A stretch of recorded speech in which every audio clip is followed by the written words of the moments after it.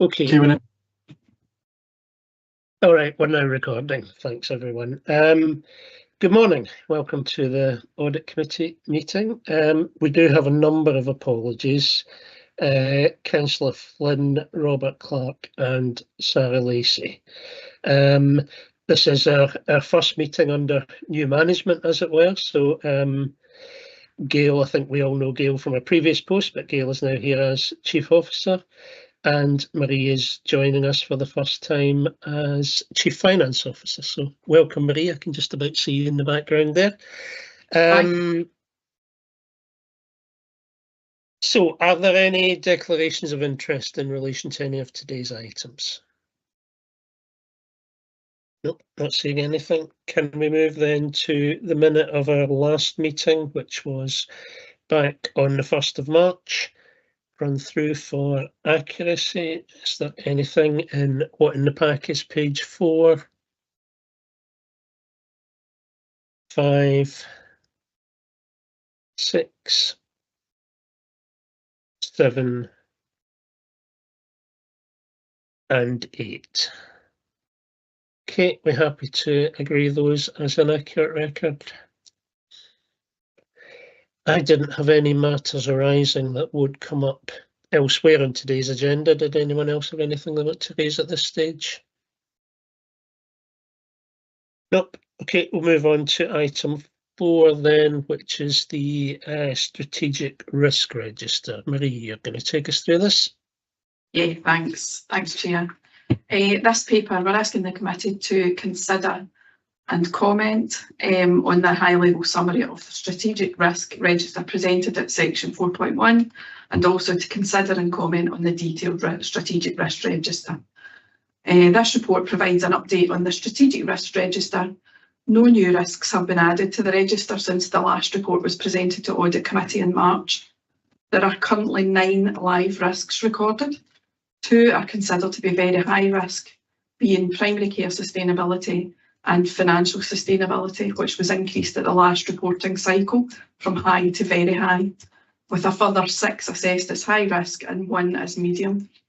The detailed register is at Appendix 1. The risk scores remain unchanged since last cycle, and a few considerations are as follows.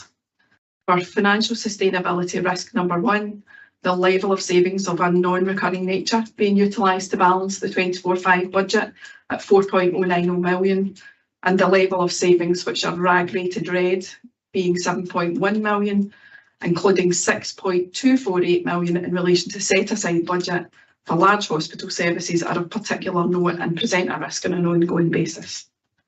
For risk number 6, the new Care and Support at Home Framework Agreement has recently been put in place, with a significantly higher number of providers for both care at home and supported living, and work is ongoing in relation to contract mobilisation and the escalation processes for providers.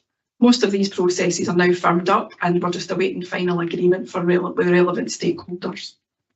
Risk number 7 in relation to whole system transformation has been updated to reflect the reporting arrangements now in place between the Digital Health and Care Programme Board and the Transformation Board. And risk 9, the primary care sustainability risk description, has been amended as part of an ongoing focused review. Review meetings have been held in April, and a paper is due to NHS Staff Governance Committee in June. The risks held in the register will continue to be reviewed on a regular basis by SLT, and I'm happy to take any questions. Thanks, Marie. Just on that last point on risk 9, the primary care sustainability. So the recommendation coming from Staff Governance Committee, which will go to full board, is to reduce that risk from 20 to 15. So it may be worth, once that goes through the board, having a chat with the risk manager at NHS Forth Valley just to ensure consistency across the system. Yes, happy to do that. Sorry, Gordon, when you said it was going to be reduced from 20 to, I missed what you'd said there. It cut off slightly when you'd said the rate. To 15. Okay, thank you. So yeah, 3 and 5 rather than 4 and 5. Yeah, happy to pick that up. Thanks. Okay. I didn't have any other issues with this paper. The rest, as you've said, have stayed pretty static. We know financial sustainability is a very high risk, and we're aware of the position there that comes through in a number of the papers today, not surprisingly. Did anyone else have any questions or comments to make? No. Okay, happy to accept that paper then. We move on then to item 5, which is the internal audit report. Jocelyn, I think you're taking us through this one. Yes, thank you, Chair. So the purpose of this paper is to present section 1 of the 23-24 annual internal audit report. So this is effectively the front end of the full annual report, which is going to be issued tomorrow. We're just tidying that up at the moment, having completed all the field work. So that'll go to management for factual accuracy check and for responses to recommendations. Section 1 of the report includes the executive summary, the audit opinion, the key themes and the key developments. And as I say, all our fieldwork is complete, so we're able to provide that to you today. And we're just really doing that kind of proofreading at the moment. So just by way of background in the annual report, what it does is it provides you with a holistic overview of governance within the IJB. So we have a checklist for our fieldwork that covers all systems of internal control across corporate, clinical, staff, financial and information governance. And so this report is providing you with that overall assurance on arrangements for risk management, governance and control. So as I said, we're just going through the issuing process, and as soon as we have that report finalised, it'll be issued to members, and then it'll come back again to this committee in September in full. So I just wanted to briefly highlight some points within the report. Firstly, action to address 6 of the 7 recommendations from last year's annual report have passed their target completion dates. So what we'll do is we'll agree revised dates for those, and we'll keep monitoring progress with those throughout the year.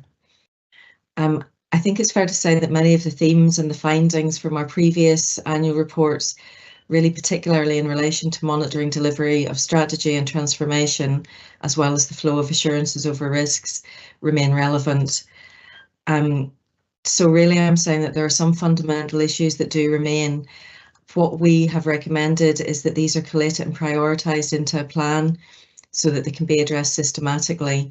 And we've had a discussion with Marie about that, and we're aware that that's already a plan development and is really in train at the moment. And just to say that as part of that, there are several key governance documents that need to be reviewed and updated and aligned to the new integration scheme when that's in place. So just touching on some of the themes identified in our report, we've talked about the widely reported difficulties in the external environment. These are things we all know about, increased demand, an ageing population, widening health inequalities, and of course the significant and unprecedented financial challenge, as well as workforce pressures in the face of that increased demand. These are things that are faced by all public sector organisations, and I think we're really just warning that difficult decisions and prioritisations lie ahead. Once we get into the detail of the report, you'll see that we're very clear that financial considerations need to be at the heart of every decision. And we've talked a lot about having that clear focus on transformation and doing things differently. Within the report, we've noted the change in leadership, as we've already talked about this morning. And again, just highlighting that update of the integration scheme will be a key focus for 24-25. And just as always, I'd really emphasise the importance of working well in partnership, and everyone fulfilling their role in that true spirit of integration. So in terms of the formal conclusion, I have concluded that reliance can be placed on the IJB's governance arrangements and systems of internal controls for 23-24. I have not advised management of any concerns around consistency of the governance statement with information we are aware of from our work. No concerns around the format and content of the governance statement in relation to relevant guidance, and I can confirm that all relevant issues have been disclosed. So that's all I really wanted to highlight from the report, but I'm happy to take any questions. Thank you. Thanks, Jocelyn. No, I think that's a very fair summary of where we are.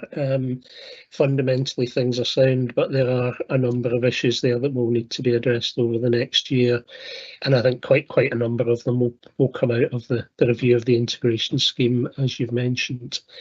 I don't know, Gail, Marie, is there anything you want to add to that? Gail?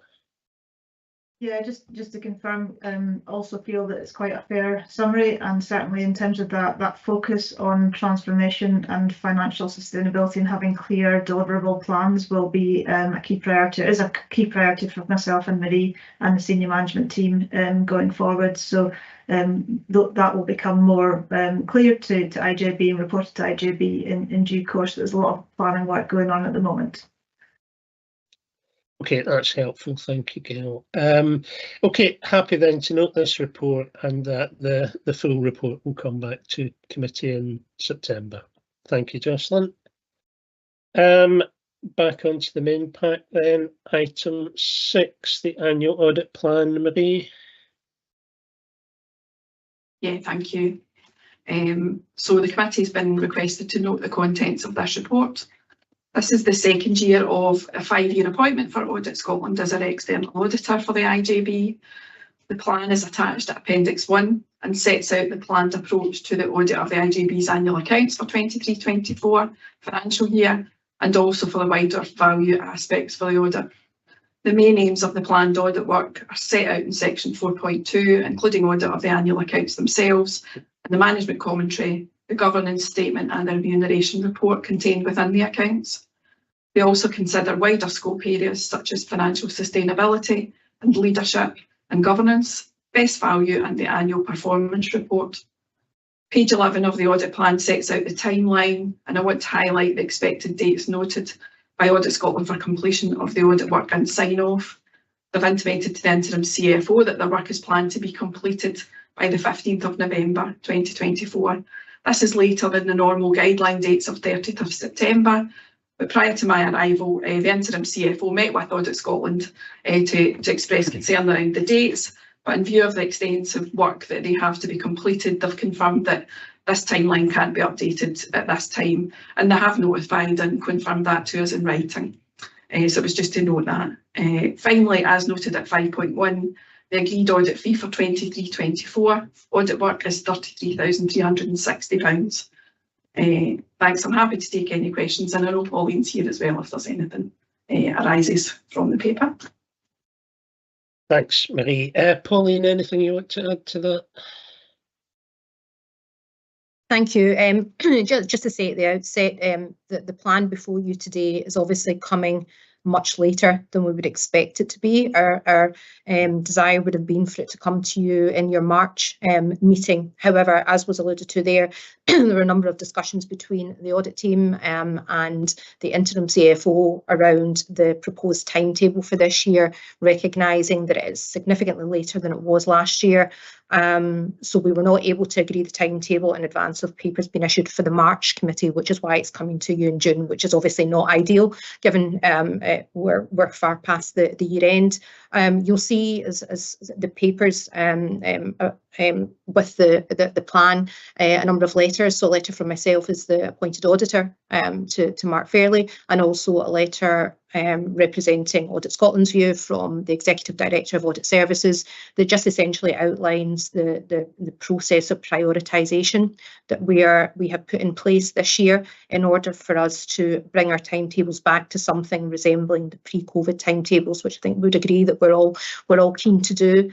And as part of that, unfortunately, it's meant that some audits have had to be pushed slightly back further than they would have been, just to enable some of the prioritised audits. So I included in my letter an example of a prioritised audit. So I'm also the appointed auditor for a Falkirk Pension Fund, and that has to be signed off first in order for me to give assurances to members of that fund. So that just gives you a flavour of the type of prioritisation that we're having to do. It's not ideal, and I know management and members are not particularly happy with the proposed timetable, but I would hope that you would take my assurances that we'll try to make the audit progress as smoothly as we can, and certainly work towards all the dates and timetables that we've set out in the plan, and hopefully over the next year or so we'll gradually start bringing those dates forward in an incremental fashion. That was all I'd planned to say. I'm happy to take any questions on the plan. You'll see there that we have, it's the same format as in previous years. We outline Exhibit 2, the significant risks and material misstatement that we've identified for the audit as part of our annual risk assessment and planning process. There are no additional risks in there that members won't have seen in previous years. We include the standard ISA 240 risk around management override of controls, and you'll see in the exhibit that we outline all the various audit procedures that we carry out to assure ourselves over that risk. When I come back to you later in the year in November with my annual audit report, we'll outline the findings of that work, and then also any findings in relation to those 4 areas of wider code work that we carry out as part of public sector audit. I wasn't proposing to say any more. I think the plan's quite straightforward, but I'm happy to take any questions on the content of the plan, or certainly any comments or questions about the proposed timetable. Thank you. Thanks, Pauline. No, the plan seems very much along standard lines. Obviously, it's account season, so I've seen several of these in the last week with different bodies. I think the delay is unfortunate, and I understand you need to prioritise, but I think it does leave us in a bit of a difficult position not having accounts through till November. However, I know there have been discussions, and kind of that's where we are. So I think we just need to get it on for now. I mean, are there any implications in terms of submission of accounts to government, etc., with the completion date not expected till November? Is there anything we need to know about there? No, there are no implications for the board in terms of the deadline. You'll appreciate across Audit Scotland that prioritisation will be across the board, so we don't expect any of our bodies to be signing off early, so they'll all follow the standard process. So typically NHS bodies are done first because those are consolidated into Scottish Government accounts, and then we follow on agencies, local authorities, pension funds and IGBs. So that process will follow through in all of Audit Scotland's audits. So you're not alone in being later and being signed off. So there are no adverse implications for the board, no. Okay, thank you for that. On that basis then, happy to note the report, and we'll see the final accounts coming through in due course. Thank you. Okay, moving on then, agenda item 7 is the unaudited accounts. Is that yourself again, Marie? Yes, it is. Thanks. Thanks, Chair. The committee are being asked to consider the annual accounts, the unaudited accounts, sorry, note the public inspection period, and note that the unaudited annual accounts will be submitted to the IJB's external auditor by the statutory deadline of 30th of June. We're required, in accordance with the Local Authority Accounts Scotland regulations, to submit the IJB unaudited accounts for the year to 31st of March 2024 to the external auditor by the statutory deadline of the 30th of June 2024. It's also required that the committee, whose remit includes audit and governance functions, must meet to consider the accounts prior to submission. There is also a public inspection period required over a 3-week time frame, which will commence tomorrow, 19th of June.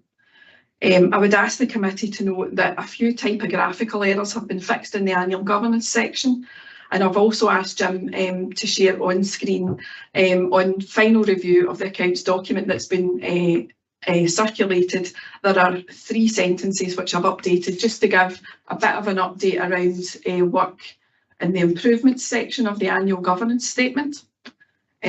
So at page 82 in your pack, so the annual governance section starts at page 79 in the pack, and since coming into post I've reviewed the statements and updated a few comments as follows. At page 82, under ministerial strategic group comments, around halfway down the page, and it's highlighted in yellow there, I've added the comments and sorry, apologies, to reflect some early considerations undertaken and the intention to move this forward during 24-25 as part of the review of the IJB governance arrangements. And then at the bottom of the page, in relation to the audit committee self-assessment, to state the intention to consider the recommendations along with the IGB governance arrangements review, as noted in item 8, still to come in the agenda. And finally, I've added a comment to also state my intention to perform a review of the directions arrangements, also highlighted in yellow there on screen, during 24-25. So those are 3 very slight changes to the sentences, just to give updates on the current position. So if the committee are agreeable to those changes, I would like to issue the final revised copy to external audit, including those changes highlighted. Going back to the covering report, apologies, I noted that as just discussed around the November deadline date, at 4.4, the covering report mentions the date of September for submission, but obviously we've just discussed that that's going to be November, so I'd just like to note that that is a change. By way of a verbal update on the final unaudited annual financial position, the final overspend on the integrated budget was 2.6 million, with a further 7.9 on the set aside managed by the NHS Forth Valley. An overspend of 3.4 million arose in social care, with the main pressures in relation to care at home, residential care, agency staffing and demand. Within health, primary care showed an overspend of 3.3 million, mainly related to the prescribing budget. And in community health care showed a year-end due to underspends and staffing throughout services and recurring development funding not utilised during the year, all of which have been noted in the monitoring reports throughout the year. The unaudited account shows an overall movement in reserves of 7.6 million, with a final reserves balance of 21.3 million reported as at 31st of March 24, and I'm happy to take any questions. Okay, thanks, Marie. Yeah, those additions do add to the report. They're all pieces of work I'm aware of, so I think it is helpful to have them noted. So I think with what you've said, you've pretty much answered the questions I have written in front of me, so that's fine. On that basis, happy to note the report and agree those amendments for forwarding on, as you said. Anyone else have any points before we move on? No. Okay. When I find my place in the papers, we're on to item 8, which I think is yourself again, Marie. Yes, thanks, Chair.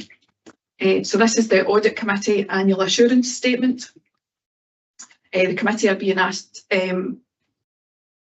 my apologies, to note the contents of the report and approve the report. It presents the annual assurance statement for approval, which will then be reported to IGB as part of the annual governance assurance process. This report also provides assurance to internal audit as part of their annual report, as previously mentioned. The annual assurance statement is part of the IGB's governance framework, giving assurance that the strategic priority delivery is supported and that operational and strategic risks are managed effectively. The statement is set out Appendix 1 and shows the attendance, dates and business of the committee during the financial year, and it concludes that the Audit Committee has effectively discharged its duties during the year to March 2024. I'm happy to take any questions on the content of the report. Thanks, Marie. No, it's fairly straightforward, standard report, factual report, so I didn't have any questions or issues with that, unless anyone else has anything they want to raise. No, okay, happy to agree that then and move on to item 9, which is National Audit Report and Inspection Overview. Chair, the committee are being asked to consider and comment on the content of this report.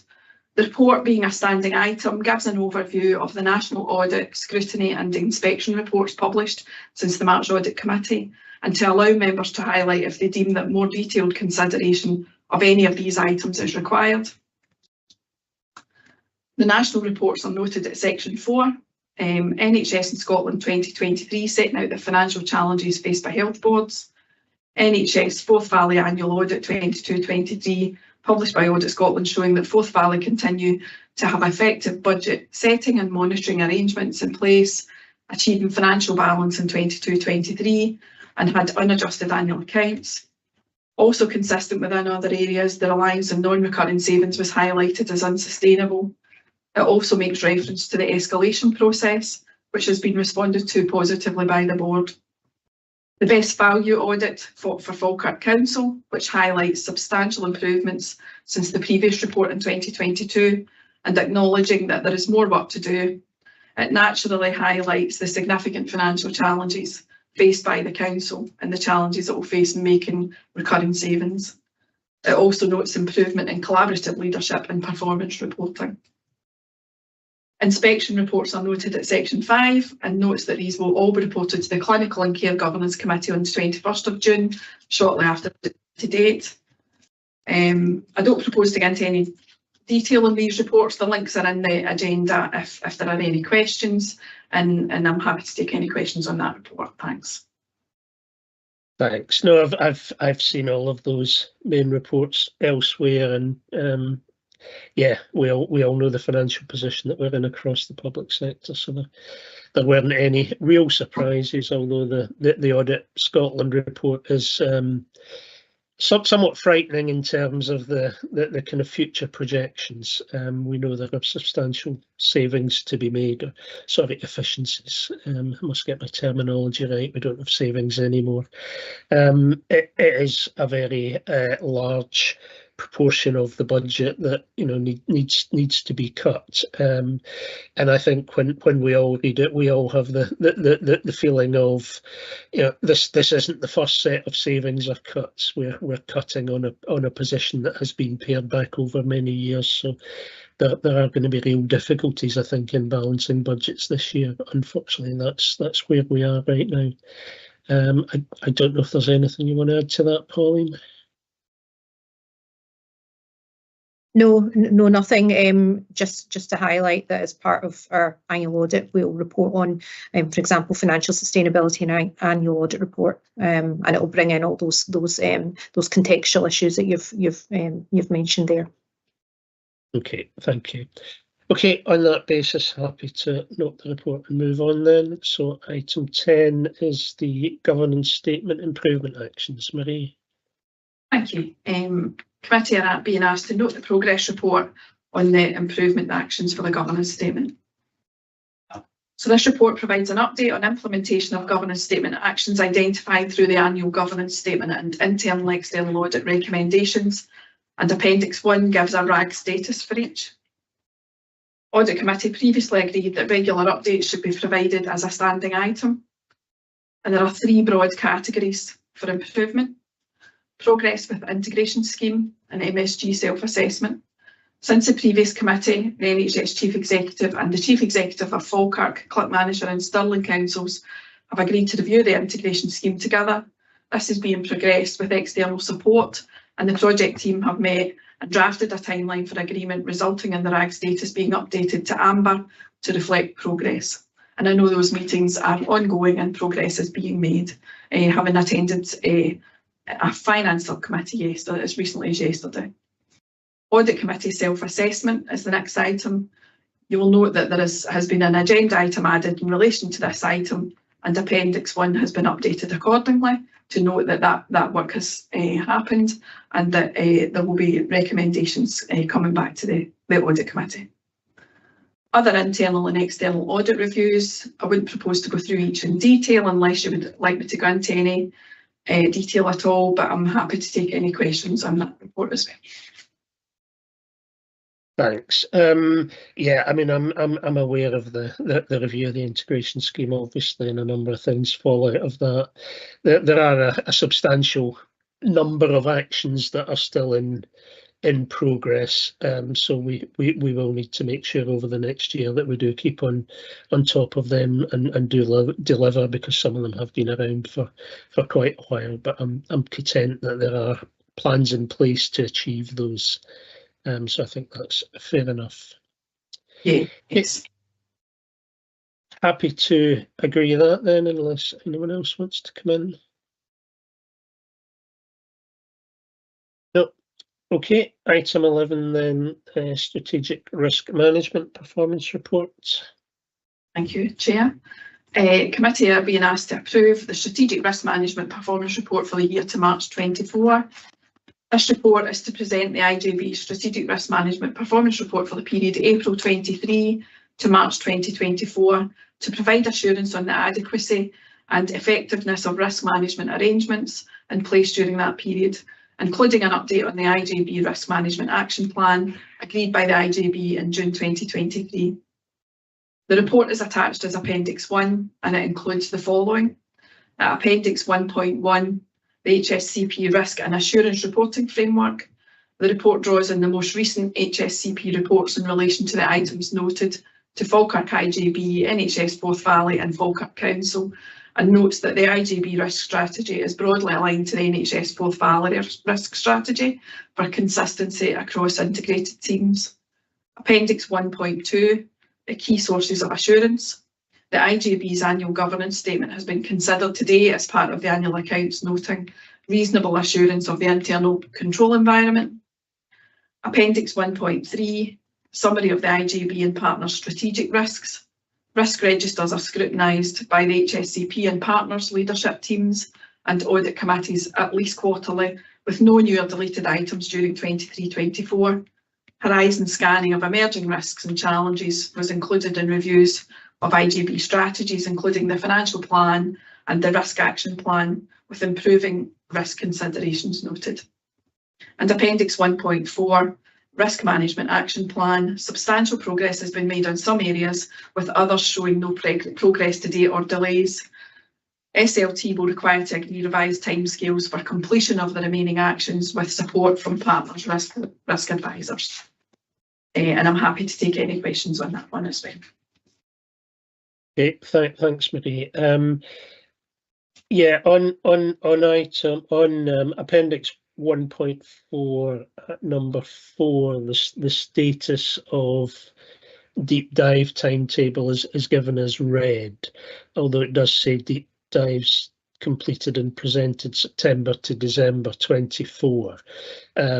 So is the issue simply that the timescales have to be agreed for each one individually? Yes, so that's part of the work. Obviously, having just come into post a few weeks ago, that's part of the work that's ongoing at the moment, is for me to go through any of these outstanding dates, and we'll update them and look at reasonable timescales and get those updated.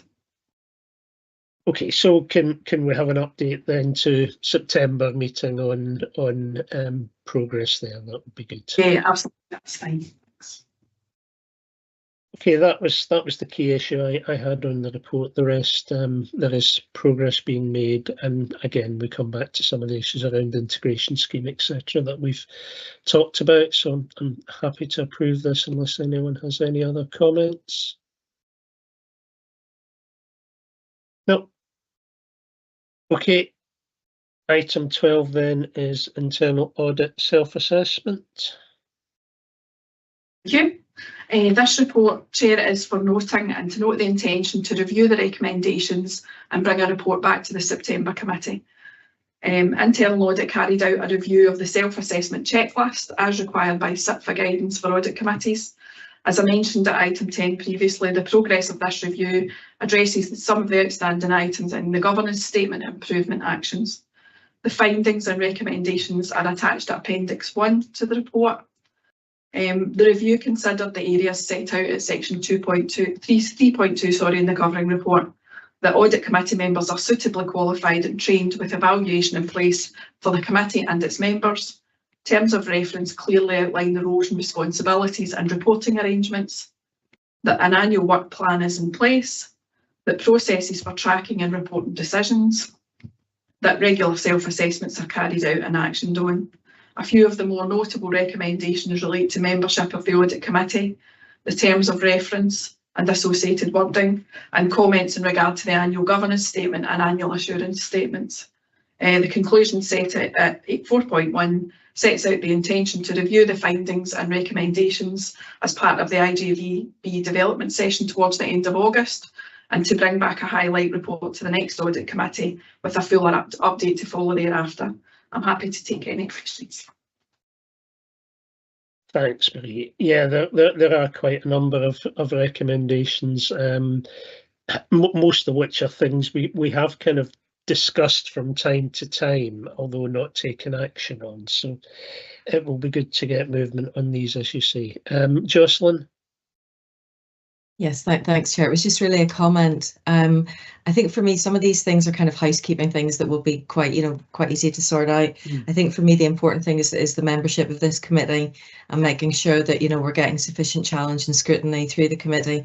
I had a bit of a worry earlier that we weren't quoriate. So I think, yeah, definitely for me, that's the really important point, is getting that spread of, the skill sets and having a wider membership. Thank you. No, indeed. Gail, do you want to respond to that? Yeah, just to agree with that, and I think the work in terms of the integration scheme will help, because at the moment we just have 6 IJB voting members. The proposal is that move up to 8. So obviously, if we've got more members, we can think about potentially having more members on this equivalent, or this committee, or whatever goes forward. But we'll discuss that. Be one of the key things that we'll discuss during the IJB workshop late in August, in terms of how do we make sure that the committees are doing the best they can to support the IJB.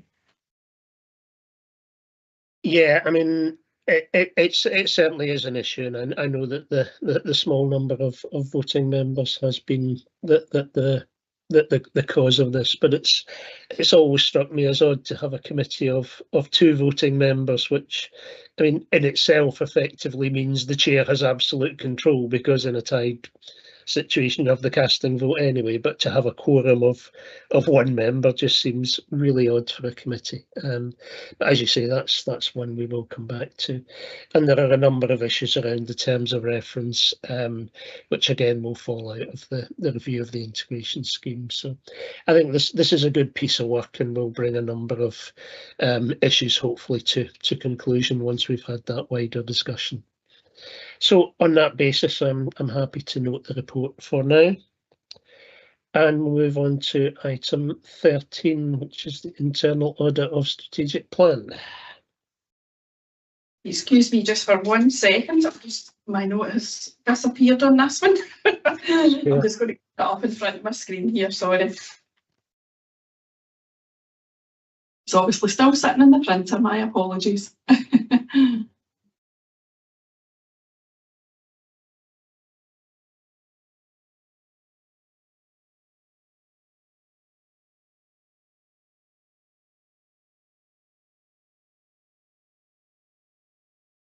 All right, it's just taking me a wee second to find it here.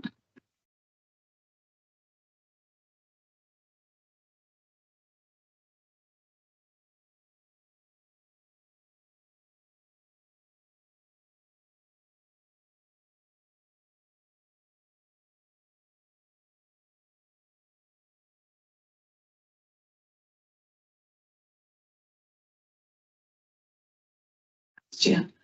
So the Audit Committee has been asked to note the contents of this report and note the audit recommendations set out on page 6 of Appendix 1 and the management response action required. The review considered whether the strategic plan is innovative in the adequately incorporates elements such as realistic medicine service transformation and efficiency savings, the impact of COVID, whether it aligned with strategies being developed by partner bodies, the needs of staff, IT, estates and other resource requirements, whether the strategic plan prioritisation of financial and workforce sustainability and delivery, risks to the strategic plan's delivery have been identified, and that the strategic plan outlines arrangements for performance reporting on delivery. As stated, and the conclusion is it's stated at section 2 of the report at Appendix 1, the audit opinion of the level assurance given is substantial, stating that a sound system of governance, risk management and control exists, with internal controls operating effectively and being consistently applied. Section 2 also details 1 action point given the current financial challenges faced by the IJB, which we've discussed on a number of occasions today, to review areas which could either no longer be deliverable or delayed until a later date to ease current financial pressures. And the Chief Officer, along with the management team, are committed to the delivery of agreed savings and the longer-term financial sustainability of the HSCP, which Gail's obviously alluded to today as well. This will be actioned via planned development sessions and through a refresh of management governance arrangements. Future budget development will be carried out in line with strategic plan, and any revisions will be considered as part of the planning process. I'm happy to take any questions on that one as well. Thanks. Okay, thank you. Jocelyn, anything you want to add? Yeah, just very briefly, thanks, Chair. I mean, I think just to say that you know, we give this a level of or an opinion of substantial assurance, which is quite unusual. That doesn't happen often, so it's a you know, it's a very positive report. We were happy with the process for development of the plan, with the delivery plan and the elements that includes, and the monitoring. And yeah, we had a really robust management response to the one moderate recommendation that we made. The only thing I would also point out is that we commented, and it's really just a kind of a note of warning about the whole system transformation strategic risk, which is currently scored at 12. And that's all about delivering transformational change across the whole system. It's got a target score of 3 at the moment, and we were just making the point that that's going to be challenging. That will be tough to get that down to the target score in any kind of reasonable time scale. So that was really just a comment on top of Marie's summary. Thank you. No, I think that's a fair comment, although I mean my approach to this is that the financial situation we're in just re-emphasises the case for substantial change, because we simply can't keep doing what we're doing with continually decreasing budgets and expect it to work. It's time that we think about doing things radically differently, and that transformation is very much needed. Yep, substantial assurance, as you say, is rare but always welcome. I think the notes you've made there are entirely reasonable, and I'm glad to see there is a good management response to that. So I'm happy to note this report if there are no other comments or views. Okay, I think that's us to the end of the agenda. Is there any other business anyone wants to raise? Nope. Not saying anything. Okay, thanks everyone. It's been a relatively short meeting, but hopefully a productive